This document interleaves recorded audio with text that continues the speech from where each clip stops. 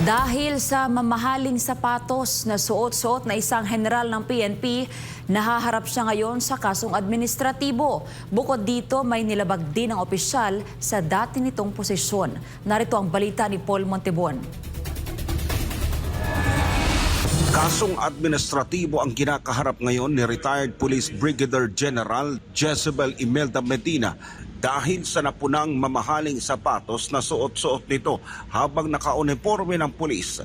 Ang halaga ng sapatos tumataginting na 70,000 pesos o katumbas na raw ito ng halos isang buwang sahod ng isang Brigadier General. Si Medina ay kinasuhan ng paglabag sa conduct unbecoming of a police officer na siya namang ipinapaalala raw ng PNP na dapat mamuhay ng payak ang isang pulis at hindi dapat magpakita ng marangyang buhay.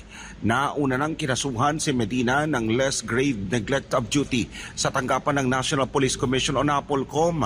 Ang kaso ay may kaugnayan sa hindi pagsunod sa direktiba ng NAPOLCOM na magsumite ng kinakailangang ulat na psychiatric and psychological examination ng isang police patrolman at vlogger ng Quezon City Police District.